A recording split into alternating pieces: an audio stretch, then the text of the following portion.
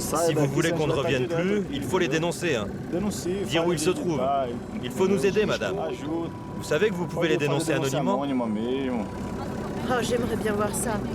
Le problème, c'est que quand on dénonce, tout le monde est au courant. Ça s'apprend. La police les aide. Non, non, non. Si vous appelez le 181, c'est Belém. C'est nous qui répondons. Non, je préfère ne pas savoir. Ici, ceux qui parlent à la fluviale disparaissent dans la forêt.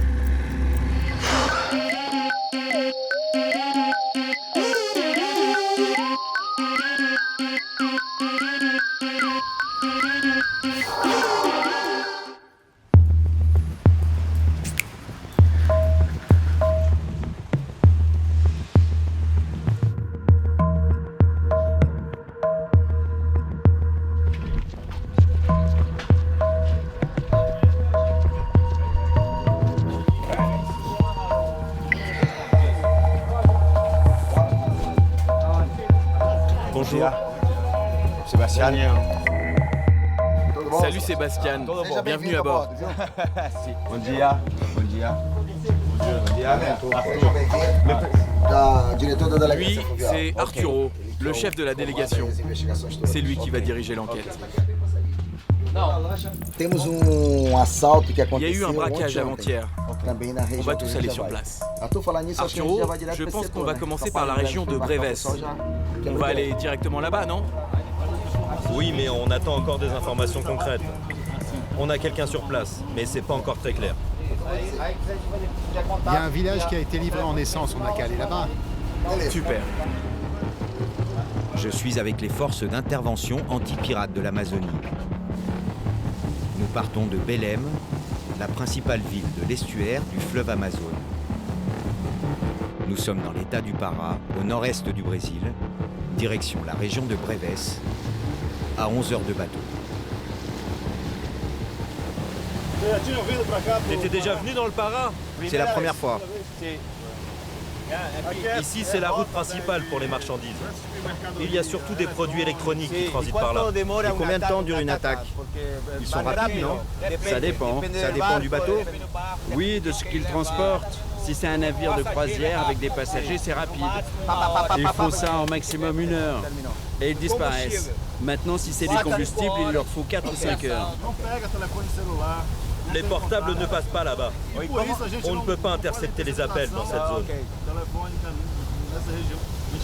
On ne peut rien anticiper. Ça vous est déjà arrivé de tomber sur une attaque? De les prendre en flagrant délit? Oui. Et d'ailleurs, on a eu des échanges de coups de feu. L'Amazonie, ce sont des centaines de fleuves et rivières sur lesquels transitent des navires de croisière, des pétroliers et des cargos de marchandises. Et tous les bateaux sont devenus une cible. Depuis plus de 10 ans, cette zone est l'endroit qui connaît la plus forte hausse d'actes de piraterie au monde. Chaque année, les morts se comptent par centaines dans l'état du Pará. Pour traquer les pirates, 6 hommes de la brigade fluviale qui couvrent un territoire grand comme la France. Je vais embarquer 7 jours avec ces enquêteurs chevronnés capables d'intervenir dans une des zones les plus hostiles de la planète. C'est impossible de les trouver. C'est une région très grande.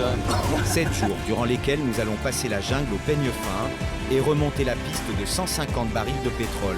Vous avez entendu quelque chose, madame? Non, non, rien. Il y a un truc qui cloche. 7 jours d'enquête avec un but, arrêter les pirates avant que leur butin ne soit vendu aux receleurs. Au Brésil, les hommes de la brigade fluviale sont surnommés les pitbulls parce qu'ils sont incorruptibles et qu'ils ne lâchent jamais rien. C'est leur bateau.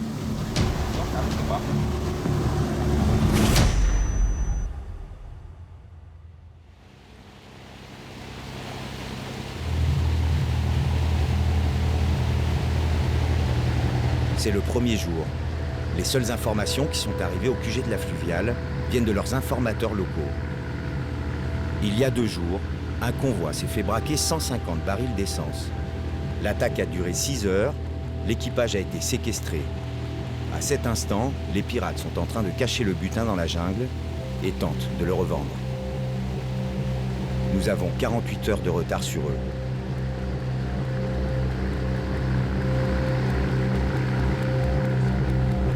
Ton nom? Jonetto.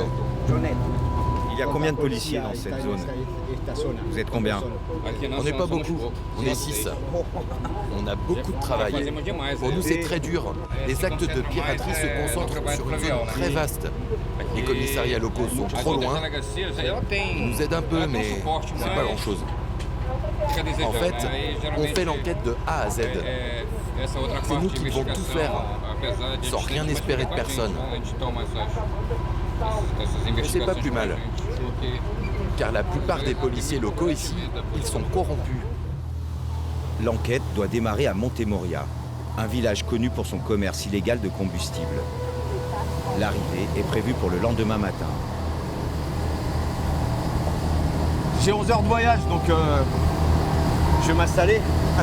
Sur les opérations anti-pirates, chaque moment passé sur le bateau est utilisé pour prendre des forces. Ils sont énormes, les guillemets.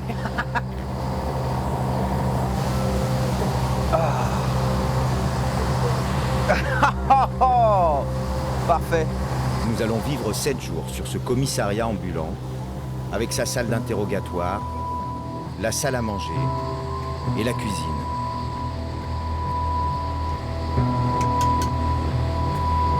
Pendant 7 jours, le bruit du moteur ne cessera jamais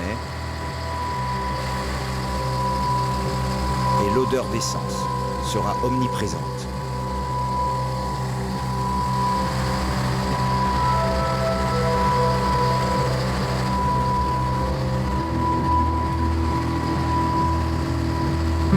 Les hommes qui m'accompagnent ne sont pas bavards. Ils savent que ces moments sont les seuls instants de tranquillité qu'ils auront avant longtemps.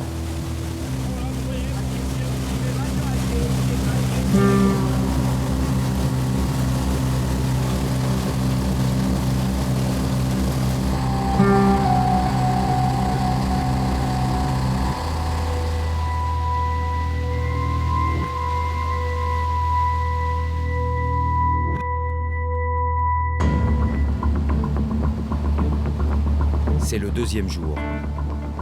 Nous arrivons à Montemoria, dans la région de Breves.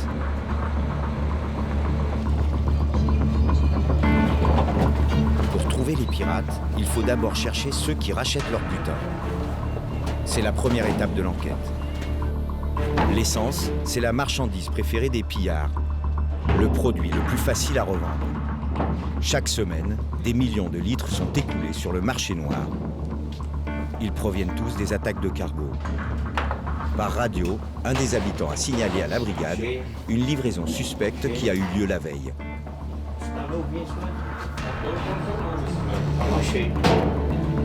C'est plein? Non, c'est vide. Les pirates et leurs complices ont pour habitude de se cacher parmi la population. Se promener ici, c'est comme se promener dans une favela. Il y a les familles avec les enfants, et au milieu de tout ça, des voleurs, des trafiquants et des assassins. En Amazonie, la piraterie, c'est comme la mafia. Elle maintient les populations sous pression. Ici, la seule loi valable, c'est celle du silence. Bonjour messieurs. Je suis Dilermando, le directeur du groupement fluvial. On voudrait savoir où est le propriétaire des bidons qui sont là-bas. C'est Adèle.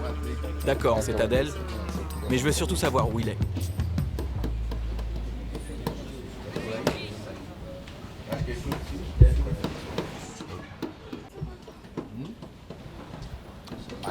Ici, tout le monde se connaît, Ils sont tous plus ou moins de la même famille. donc ils ne parlent pas. Il y a de l'essence. Ils ont de l'essence là-bas? Il y a un énorme tuyau. C'est l'odeur d'essence qui a attiré les policiers vers ce cabanon fermé à clé. On va chercher un pied de biche. Il y a peut-être la clé là-haut. C'est qui le propriétaire de ce truc? C'est toi? Viens nous ouvrir ici.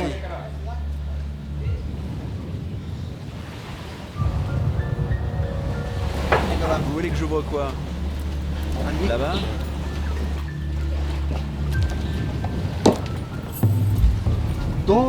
Mais le propriétaire, c'est pas moi. Hein. Je garde juste les lieux. Si tu ouvres pas, on casse tout. Ok, c'est sûr.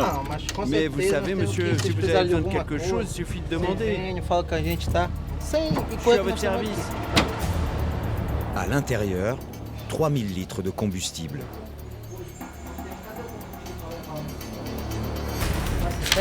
C'est juste un stock pour la communauté. C'est de l'essence pour le village. Ok, on va vérifier. Moi, je suis juste le représentant. Je joue franc jeu avec vous. Voilà toutes les factures. Tout y est. Le seul moyen pour Arturo et ses hommes de vérifier l'origine du stock, ce sont les factures. L'homme les possède toutes, mais les agents de la fluviale connaissent les astuces pour transformer une marchandise volée en marchandise légale. Ils ont toutes les factures là, pour toute l'essence. Ils ont les reçus, mais ils proviennent d'un autre État. Et c'est pas normal. C'est impossible, tout ce qu'ils font ici est illégal. Le suspect va utiliser un autre argument. L'essence, dans la région, c'est vital. Il faut toujours en avoir en stock. Vous connaissez très bien notre situation. Si quelqu'un tombe malade, il faut pouvoir le transporter. On dépend tous du combustible ici. Samedi dernier, une femme est venue ici en pleurant. Son fils avait été mordu par un serpent. Elle avait besoin d'essence pour l'amener à l'hôpital de Santana. Alors si je n'ai pas de stock, qu'est-ce qu'il se passe? Vous savez bien que c'est important. Mais les policiers ont un doute. Aucun village ne garde des stocks aussi importants pour les urgences. Vous en avez une trop grosse quantité. Si vous aviez 200 ou 300 litres, pas de souci. Mais là, c'est énorme, c'est trop gros. Arturo et ses hommes ne peuvent rien faire. Ils savent que les factures sont fausses, mais ils n'ont pas les moyens de le prouver. Ils savent aussi que les gens de Montemoria resteront muets. Au revoir, messieurs. Mais en rejoignant leur QG, un rafio va attirer leur attention. Un bateau qu'ils connaissent déjà.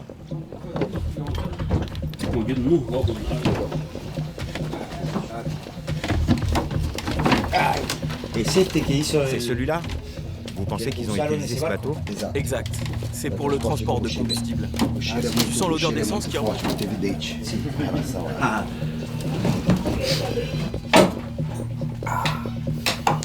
Ah ok, ouais.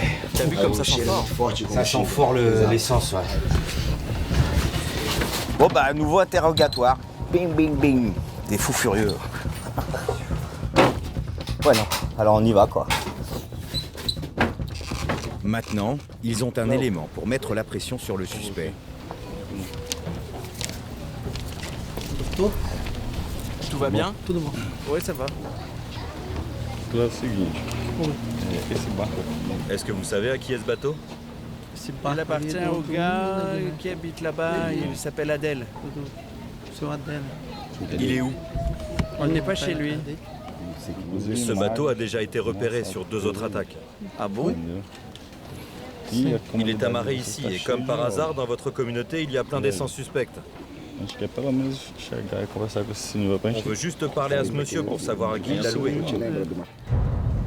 L'homme ne veut rien dire, ou alors il ne peut pas.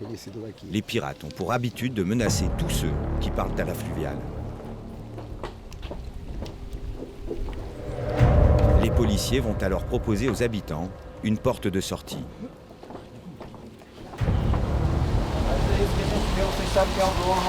Est-ce que c'est assez clair? On veut juste voir le propriétaire. Si vous nous dites où il est, on s'en va. Il suffit de nous dire qui est la personne et où il habite. Vous n'avez même pas besoin de venir avec nous. Vous nous donnez l'info et on va parler avec lui. Mais personne ne craque. Pour briser l'omerta, ils vont décider de frapper un grand coup. Très bien. Il y en a marre de vos histoires. Allez, on prend tout. On saisit tout. On embarque tout ça. De toute façon, vos factures sont fausses. Allez, c'est fini les histoires. Il n'y a pas de facture, vous n'avez rien. Mais attendez encore un peu, il va arriver d'un moment à l'autre. Eh ben, ce sera trop tard. Il n'y aura qu'un avocat pour pouvoir le sortir de ses problèmes. Et des problèmes, il va en avoir. Vous minimisez la situation. Vous voulez tout compliquer? Putain, il nous reste que cette solution. Ce coup de sang n'est en réalité que du bluff. Nous, si on fait tout ça, c'est pour essayer d'attraper les plus gros. Ça ne sert à rien de faire des petites saisies. Là, si on confisque l'essence, la mission est morte. Elle s'arrête là. On ne peut même pas stocker tout ça dans notre bateau. Ils en ont trop. Il nous faudrait un autre bateau pour pomper toute l'essence. Et le coup de bluff va s'avérer payant. 10 minutes plus tard, la femme du propriétaire est en train de répondre aux questions des enquêteurs. Elle va lâcher un nom, Giovanni, l'homme qui a loué le bateau à plusieurs reprises, un pirate connu de leur service. Les policiers savent où il habite, c'est à 1 nuit de navigation d'ici.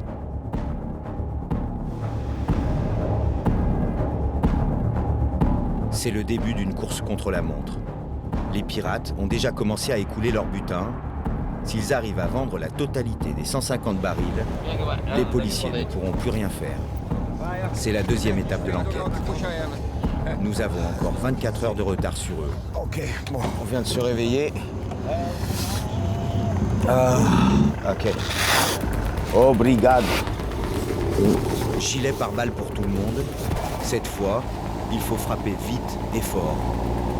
Nous embarquons dans une navette rapide. La zone devant intervenir est une zone pirate. Une zone sauvage et dangereuse où tout le monde est armé. L'endroit où on va, c'est un point stratégique. C'est un carrefour. On peut voir toutes les embarcations passer. Tu verras sa maison à une vue panoramique et c'est là-bas qu'une bande s'est formée. Nous sommes à 10 minutes de la maison du pirate Giovanni. Arturo et ses hommes sont inquiets. Ils comptaient arriver avant le lever du jour pour le surprendre. À chaque fois qu'ils croisent quelqu'un sur le fleuve, leur chance diminue. Les gens nous ont vus. Oui, ce créneau horaire n'est pas bon du tout. Ils utilisent des radios? Oui, il y a du réseau ici, alors les gens qui nous voient passer préviennent les pirates de notre présence. Ça met notre intervention en péril. C'est pour ça que c'est mieux de se déplacer la nuit. Ils nous entendent passer, mais ils ne savent pas qui c'est. Si le pirate s'échappe dans la forêt, ils ne le retrouveront pas. Là-bas dans la clairière, c'est sa maison. Accostez ici. Ici, c'est bon. Non, là-bas, c'est mieux. Accoster ici est impossible si on ne connaît pas le terrain. Finalement, une clairière permet à la brigade de débarquer. Ils ont perdu beaucoup de temps dans la manœuvre. La maison de Giovanni est trop loin pour le surprendre. Il faut maintenant s'enfoncer dans la jungle avec une crainte, que l'homme qu'ils viennent arrêter ait décidé de ne pas fuir et de les affronter.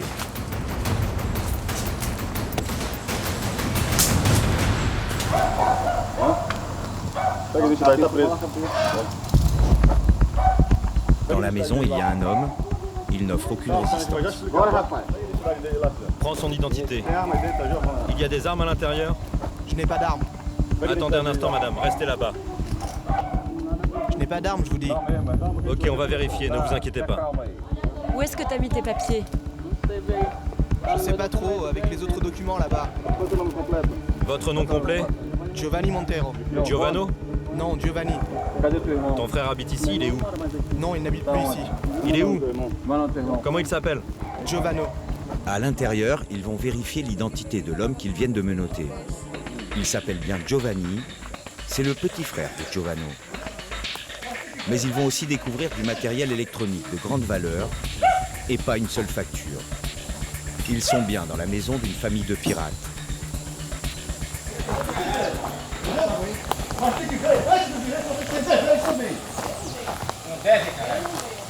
vas pas me dire que ce n'est pas volé. C'est à qui tout ce matériel? C'est à nous. Elles sont où tes putains de factures? C'est à nous, je vous dis. Tu me prends pour un con. Tu n'as rien du tout, putain. Tout est volé, connasse. Va chercher les factures. Va les chercher. Tu as compris? Ne prends pas pour un con. Giovanni s'est enfui dans la jungle. Il y a peu de chances de le retrouver. Mais les pitbulls n'abandonnent jamais. Qu'est-ce qui s'est passé? On voulait arrêter Giovanni, mais celui qui est là s'appelle Giovanni. Et comme il s'est présenté avec un prénom très proche, on lui a mis les menottes. Mais on a vérifié et c'est bien son frère, ou son cousin. Arturo et ses hommes décident d'inspecter la zone. Il y a de fortes chances que Giovanni ait caché les barils d'essence près de chez lui. Et là, on s'enfonce vraiment, mais alors vraiment, dans la forêt. L'Amazonie est un des endroits les plus hostiles de la planète. Là, regarde, c'est facile pour eux d'accoster. Giovanni est né ici, c'est son territoire. Il en connaît tous les secrets. Les hommes de la brigade fluviale doivent rester sur leur garde. C'est impossible de les trouver. C'est une région très grande. S'il faut s'enfoncer dans la jungle, ils doivent être sûrs de leur coup.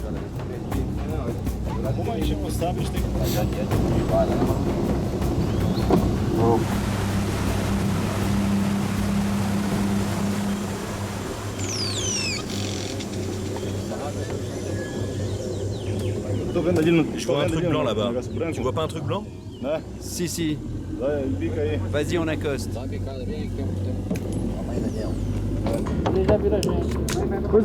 À une cinquantaine de mètres des berges, la forêt a été piétinée. Regarde, il y a plein de tonneaux volés. Et la forte odeur d'essence indique que les barils étaient là la veille.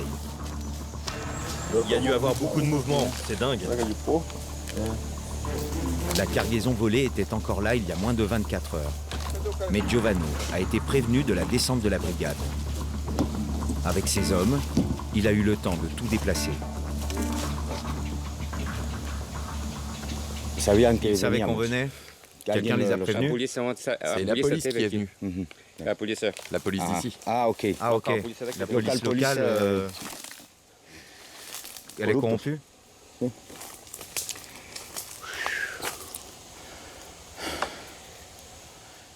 Pour les chercher, il faut aller plus loin, non?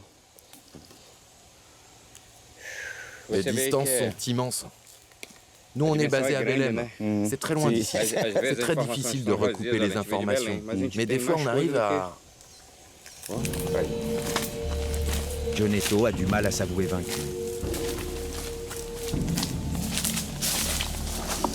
Bon, bah, putain, il y a de la boue partout. Bon, ça, c'était un peu prévisible. De tous les jours, donc... mais... voilà, encore des bidons.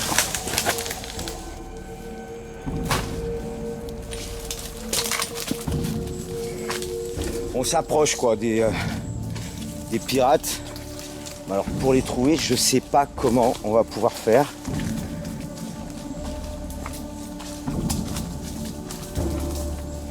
On va pas trop s'enfoncer là parce que je sais déjà plus où on est là. On est où là? Et puis nous tombons sur une autre maison abandonnée. Les pirates vivent souvent les uns à côté des autres. C'est plus pratique pour la logistique des attaques. A priori là, les gens sont partis dès qu'ils ont su qu'on arrivait.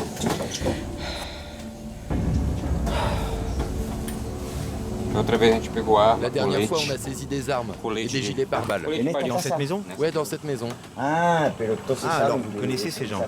On les a déjà arrêtés. Ok. Il n'y a plus rien à faire ici. Avant de partir, les policiers de la fluviale vont interroger les habitants. Une tentative qu'ils savent désespérer.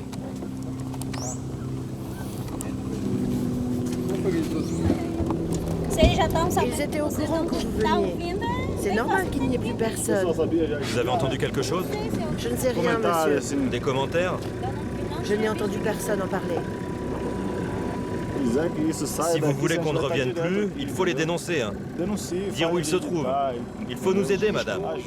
Vous savez que vous pouvez les dénoncer anonymement? Oh, j'aimerais bien voir ça. Le problème, c'est que quand on dénonce, tout le monde est au courant. Ça s'apprend. La police les aide. Non, non, non. Si vous appelez le 181, c'est Belém. C'est nous qui répondons. Non, je préfère ne pas savoir. Vous ne serez même pas identifié.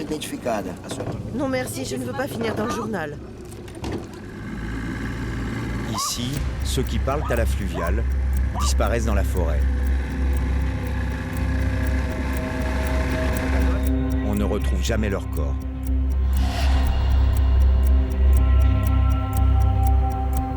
Nous rejoignons le QG, l'enquête est au point mort. À Montemoria, nous avons trouvé 3000 litres d'essence provenant du braquage. Nous avons aussi trouvé un des bateaux qui a servi à l'attaque. Et le nom de celui qui a tout organisé. Il s'appelle Giovanno, il se cache dans la forêt avec la marchandise volée. C'est le 3e jour.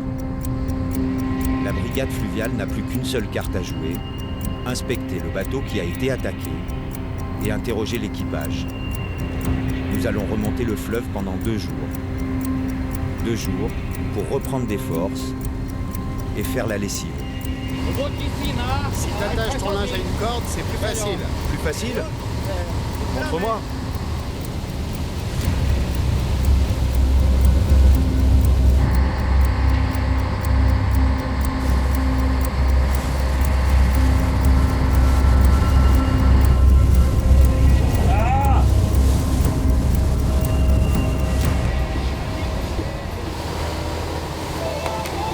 Cinquième jour, le temps presse.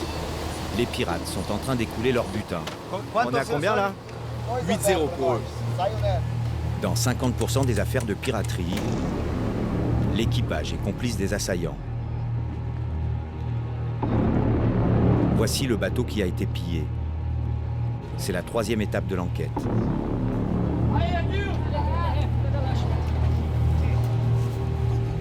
Arturo et ses hommes vont recouper les témoignages des 12 membres de l'équipage.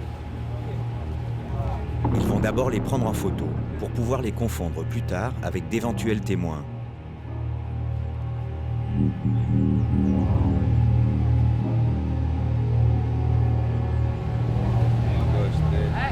Merci, messieurs. Et puis les interrogatoires commencent. Un par un, les convoyeurs vont raconter leur version des faits.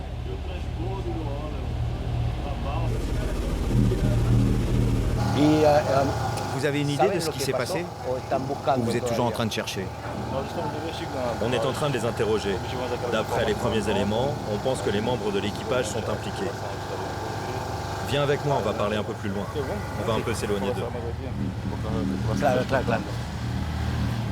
Reste là-bas. Comme je te disais, je pense qu'ils sont impliqués.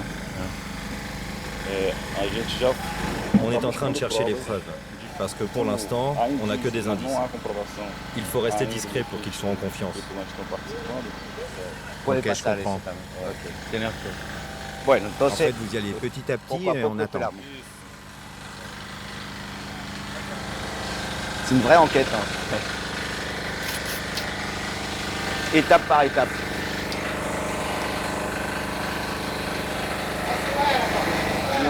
Je vais t'expliquer comment ça se passe généralement. Ce bateau était chargé d'essence. D'autres bateaux peuvent transporter du matériel électronique. Ils ont plein de containers. Les membres de l'équipage savent ce qu'ils vont transporter. Ils transmettent les informations aux pirates. Et pendant l'attaque, pour qu'ils ne perdent pas de temps, ils leur disent où sont les marchandises les plus intéressantes. Généralement, il y a un commanditaire. Qu'est-ce que c'est qu'un commanditaire? C'est celui qui achète toutes les marchandises volées et qui va les revendre. Souvent, l'attaque est organisée en totalité par le commanditaire. Tout ce qui est volé doit être vendu très rapidement. Exactement. Une course contre la montre va se dérouler dans les prochaines heures. La fluviale doit absolument trouver les 150 barils d'essence avant qu'ils ne soient revendus. La cadence des interrogatoires va s'accélérer. Pour leur prêter main forte, ils ont appelé l'armée en renfort. L'étau se resserre autour de l'équipage. Les policiers sont maintenant certains de son implication. Ces factures, c'est celles qui vous ont été données par le fournisseur? Et vous avez mis 3 jours pour venir jusqu'ici. Ce qu'il leur faut maintenant, c'est le nom du commanditaire, celui qui a tout organisé, le grand patron des pirates. Chaque région en Amazonie a généralement un groupe criminel à sa tête. C'est comme une mafia. D'accord. C'est comme les gangs dans les favelas. Exactement, c'est la même chose. En fait, ils font pression sur les habitants pour qu'ils ne parlent pas. Ça dépend. Il y a des groupes beaucoup plus dangereux que d'autres. Il y a ceux qui sont très armés et qui propagent la terreur, et d'autres qui aident la communauté. Dans les deux cas, les habitants ne parlent pas.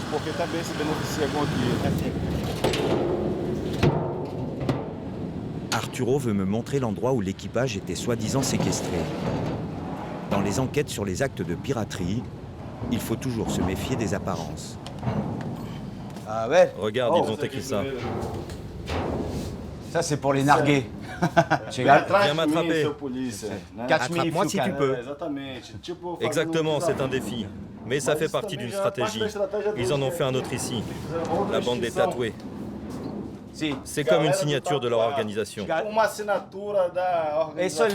c'est le nom de leur gang.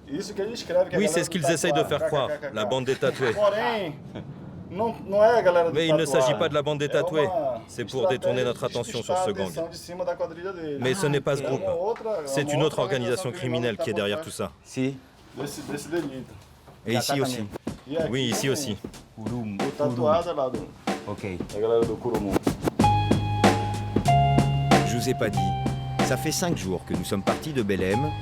Et depuis 5 jours, c'est viande bouillie, patates, matin, midi et soir. Alors, pendant que les enquêteurs interrogent l'équipage, je m'autorise un petit écart. De l'autre côté du fleuve, les militaires qui viennent d'arriver ont trouvé un petit coin de paradis.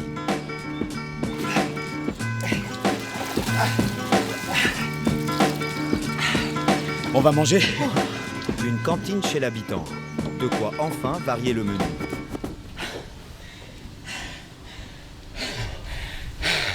J'ai voulu marquer le coup, hein. Oh. T'es quand même pas venu en nageant, toi. Il faut pas venir à la nage, hein.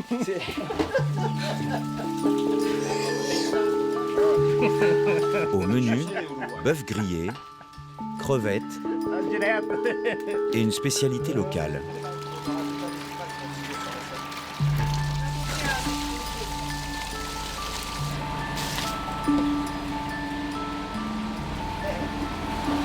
Ça, c'est l'açaï.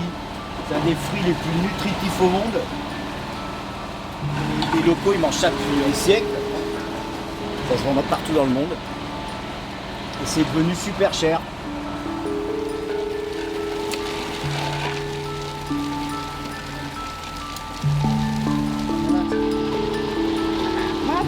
Tu as déjà goûté sous cette forme? Oui, comme ça, oui. Mais c'est un peu amer, non?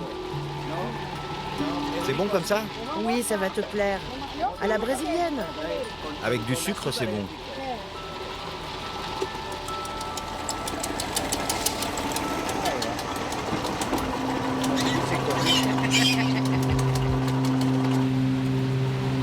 Moi, je les attends pas.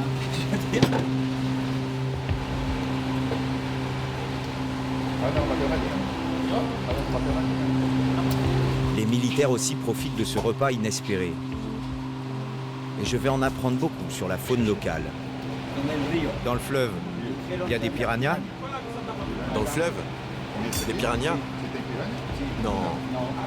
S'il y avait des piranhas, tu serais déjà ici, en bas.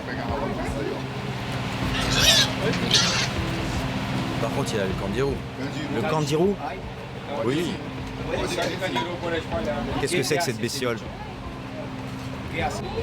C'est une bête qui te rentre dans l'urètre. L'urètre? C'est une sorte de ver, une sangsue qui rentre dans le corps des gens et qui se nourrit de leurs protéines. Bon ben moi, je crois que je vais pas rentrer à la nage.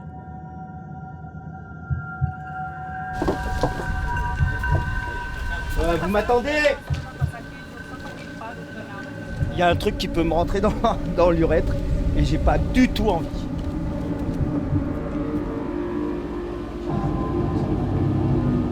À 3h du matin, l'équipage craque. Leur histoire ne tient plus. Arturo termine les interrogatoires avec les menottes en évidence.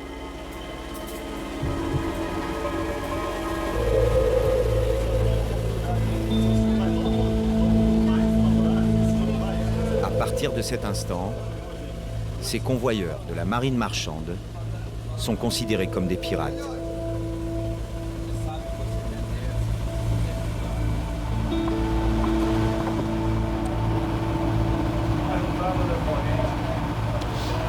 J'ai l'impression que c'est un peu toujours la même chose. Les vrais criminels, on n'arrive pas à les choper.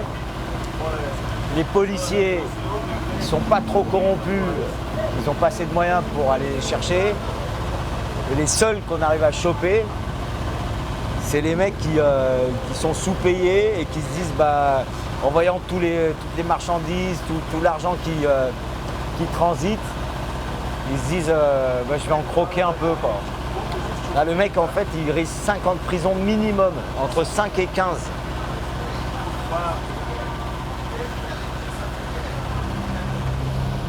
C'est le capitaine du bateau qui va tout avouer.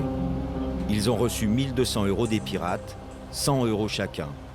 Pour cette somme, ils vont tous finir derrière les barreaux.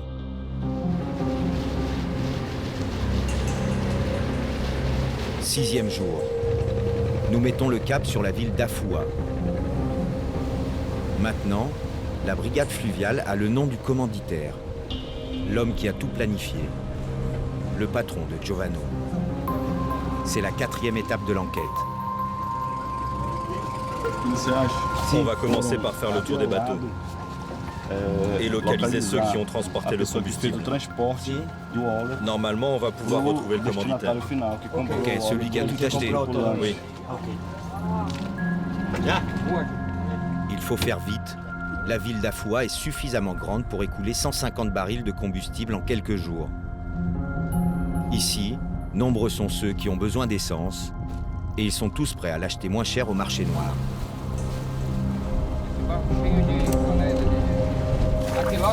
Vous avez acheté où votre essence? Demandez au bateau là-bas. Ok, merci.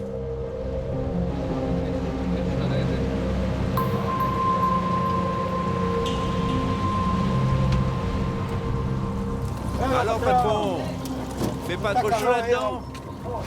Tout est plein, c'est du diesel. Ça vient d'où tout ça? Ça vient de Panajas. J'achète ça auprès des Vendreau, le propriétaire de la station. Vous avez les factures de tout ça? Ouais, j'en ai. Montrez-les-nous. Les factures. Ils nous ont donné qu'un bout de papier. Allez, magne-toi! Voilà, c'est la facture pour le diesel et ça, c'est pour l'essence. Fais voir. Ça n'a aucune valeur, ce truc. Vous l'avez acheté dans le coin? Ah, je suis allé juste là-bas. La ville est déjà inondée par l'essence volée et tout indique qu'elle provient du même endroit.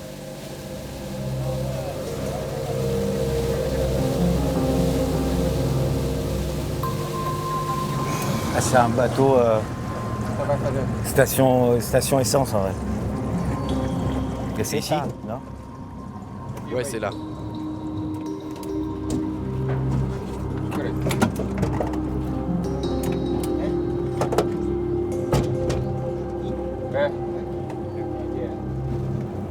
Il est là le patron? Non, il n'est pas là. Il doit être chez lui. Est-ce que t'as son téléphone? Non, j'ai pas de téléphone ici. Je l'ai pas pris avec moi. Elle est où, sa maison? La prochaine à droite. C'est la belle maison avec les fleurs, une barrière et un auvent? Ouais, c'est ça. La grande maison. Super. Les policiers savent maintenant où est l'homme qui a acheté l'essence aux pirates et qui la revend dans toute la ville. C'est un notable, il est intouchable. Cette fois, les policiers vont devoir y aller avec des pincettes.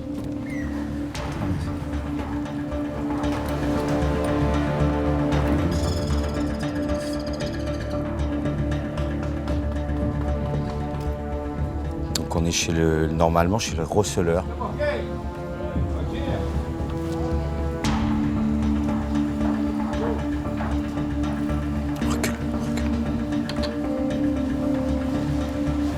Tu l'as vu ?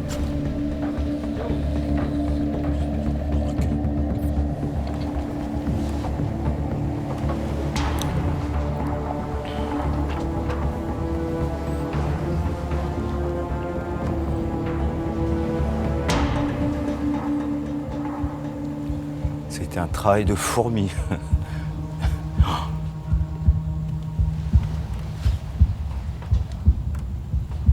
Là, normalement, c'est le bout de la chaîne.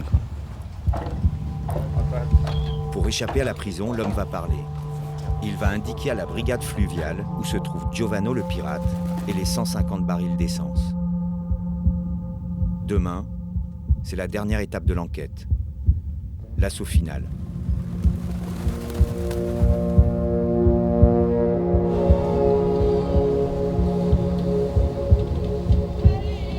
Pas question cette fois qu'une fuite fasse capoter leur mission. À partir de maintenant, les pilules ne donnent aucune information.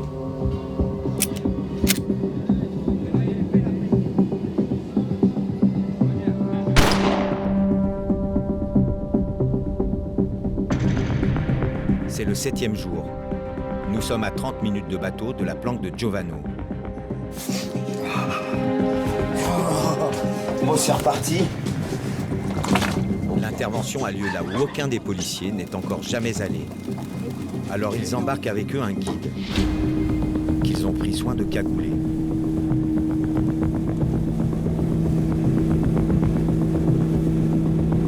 Si cet homme est reconnu, il sera exécuté par les pirates.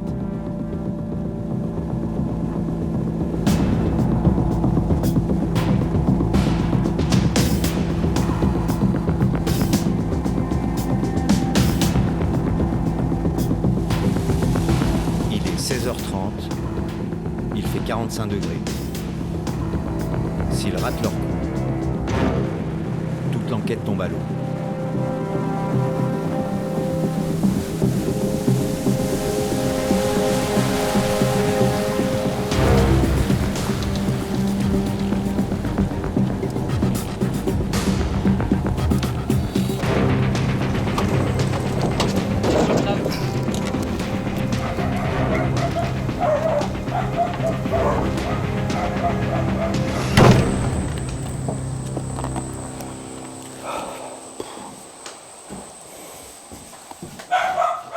Encore une fois, la planque est vide.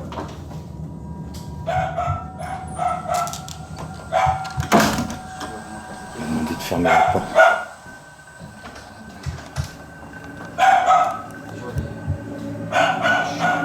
Cette porte est fermée à clé. Il y a des trucs dedans.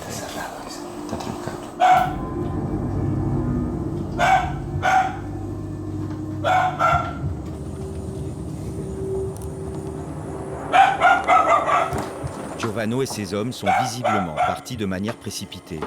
Ils ont pris des vêtements et de la nourriture, de quoi se cacher dans la forêt pendant plusieurs jours. C'est le téléphone ?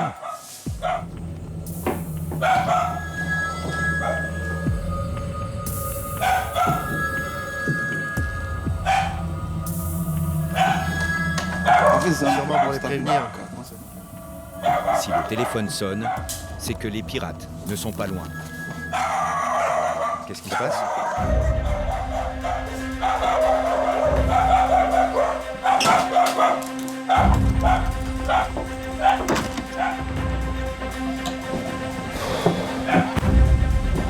Qu'est-ce qui se passe ?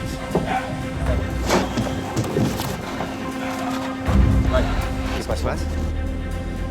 Les policiers décident de prendre à revers les pirates et couper leur fuite dans la forêt.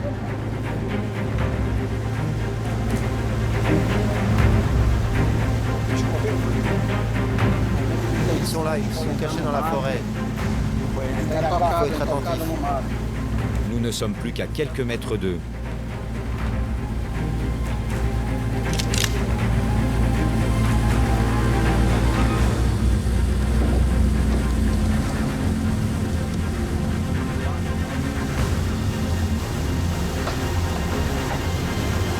C'est leur bateau. Là, l'essence.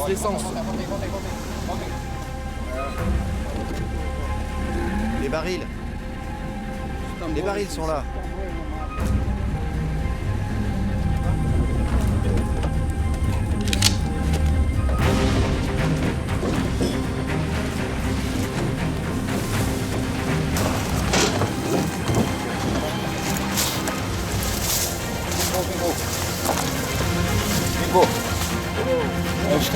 Putain, ils ont trouvé les trucs. Tout est plein. Ils sont remplis? Oui, plein d'essence et de gasoil.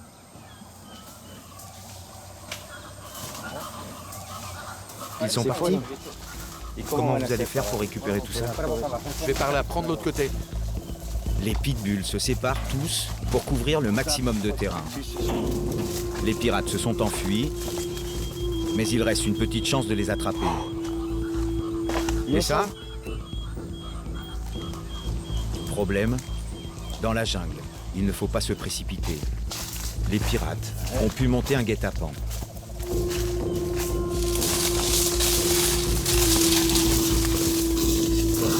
Les écorces.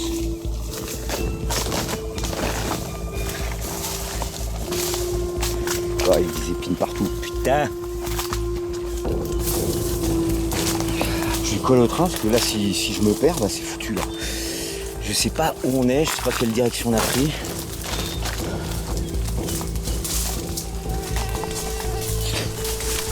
Et là, il y a des moustiques, mais comment dire, c'est le cadet de mes soucis, quoi.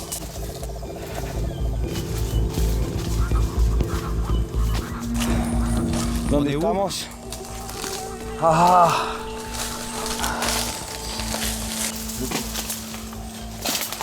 La progression est difficile. Et finalement, nous tombons sur une autre partie de la marchandise. Mira, autre aussi. Il en a trouvé d'autres. Encore des barils. Bien caché. La jungle est dense. Ah ouais, c'est caché de chez caché, quoi. Waouh.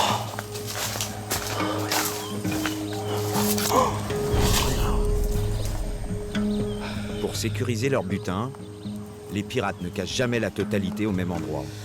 Bon, ils ont trouvé une centaine, une centaine, ouais, de barils d'essence. Oh.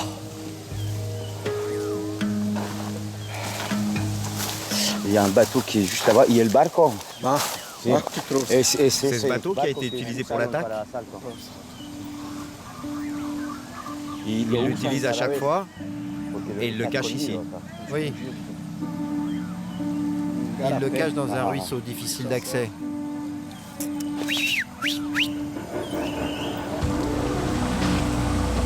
Une partie de l'équipe a capturé un des pirates qui montait la garde.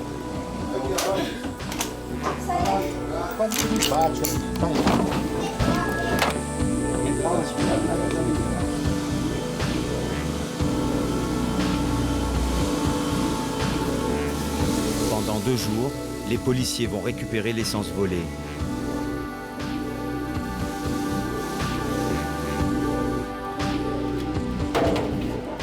Mission accomplie pour les pitbulls de l'Amazonie. Ils ont retrouvé l'essentiel de la marchandise. Seuls 20 barils de combustible avaient été revendus.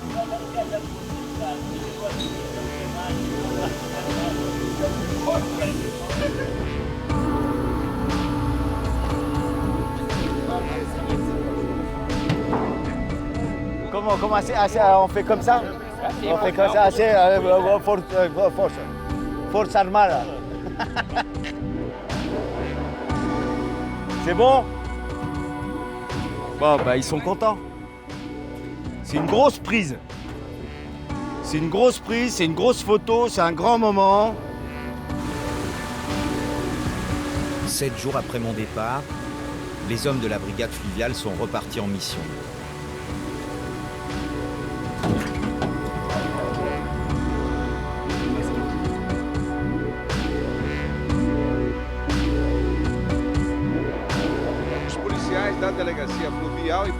Le pirate qu'ils avaient capturé a permis de retrouver le reste du gang. Ils ont été faits prisonniers devant les caméras de tout le pays. Ça fait plusieurs jours qu'on court après ces personnes. Aujourd'hui, on en a arrêté 2 qui vont aller en détention provisoire et 2 autres que nous allons interroger. En Amazonie, il y a une attaque pirate tous les 2 jours. 90% des marchandises volées ne sont jamais retrouvées.